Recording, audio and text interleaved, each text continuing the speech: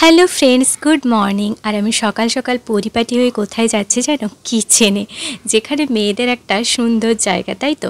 তো পরিপাটি হয়ে যাচ্ছে এই কারণেই বললাম, কারণ একটু সানস্ক্রিন, একটু প্রথমে টোনার দিয়ে তারপর মুখে একটু সানস্ক্রিন দিয়ে দিয়েছি, কারণ ওখানে তো গ্যাসের সামনে থাকতে হয়, হিটের সামনে।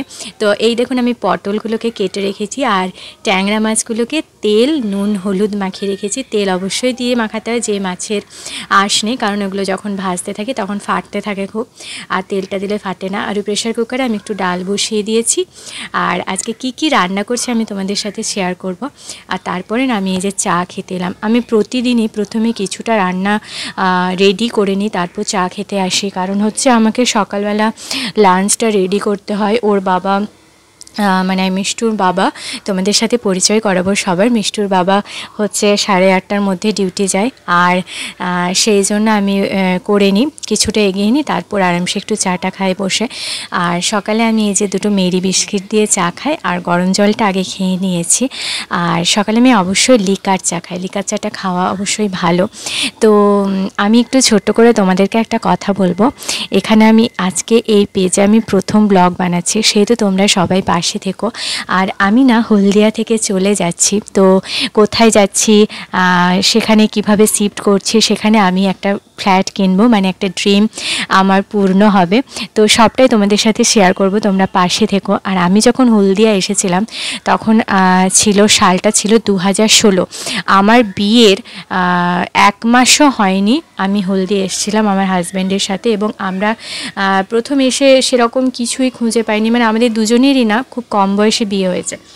মানে অবশ্যই আমার তখন 22 বছর বয়স, আর আমার হাজব্যান্ডের হচ্ছে 26, এরকমই বিয়ে হয়েছে আমাদের।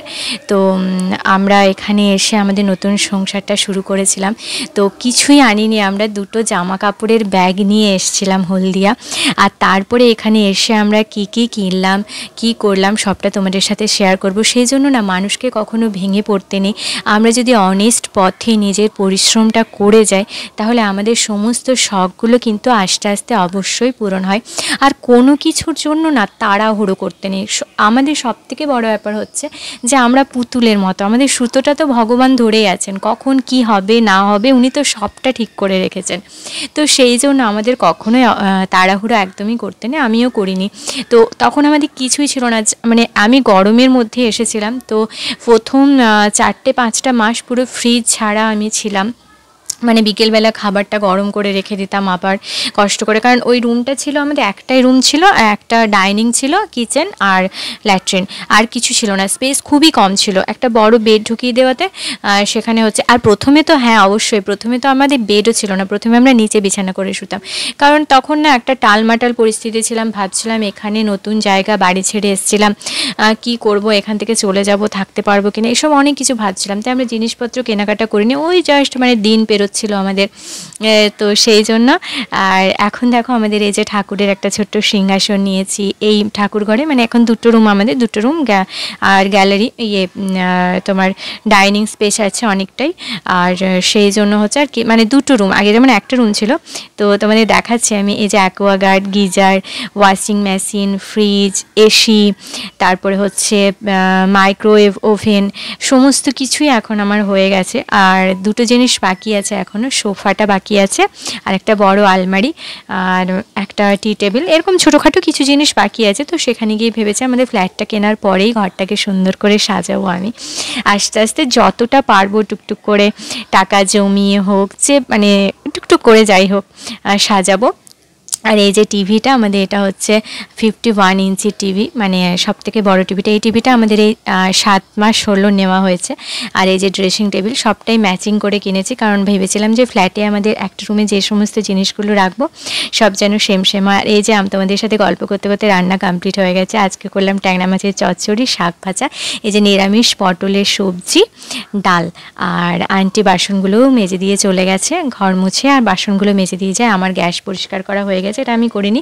আর আমার মিষ্টুমা উঠে পড়তেও বসে গেছে, ও এখন বাথরুমে গেছে, তাই দেখাতে পারলাম না আমি। আর আমি ঠাকুর বাসনগুলো মেজে নিলাম, তো সব কিছু আমার প্রায় কমপ্লিট হয়ে গেছে। আর মিষ্টুকে আমি ব্রেকফাস্ট দিলাম, আজকে মিওনিজ দিয়ে ব্রেড ভেজে দিলাম, আর একটা বেনানা আর একটু 1 কাপ মতো দুধ, এটাও ব্রেকফাস্ট করবে আজকে। আর এটা জলটা চেঞ্জ করে নিলাম। তো তোমাদের সাথে না অনেক কিছু শেয়ার করার আছে, তোমরা অবশ্যই আমার পাশে থেকো। অনেক কিছুর সাথেই পরিচয় করানো হয়নি, এই তো প্রথম শুরু, আজকে ফার্স্ট ব্লগটা শুরু করলাম আমি। তো তোমাদের যেন রেসপন্স পাই, আর পরে আবার নতুন ব্লগ নিয়ে, নতুন সমস্ত আরও কথা নিয়ে, আমার জীবনের অনেক না বলা কথা নিয়ে আবার আমি একটা নতুন ব্লগ নিয়ে তোমাদের কাছে আসবো। টাটা, ততক্ষণ তোমরা সবাই খুব ভালো থেকো কিন্তু।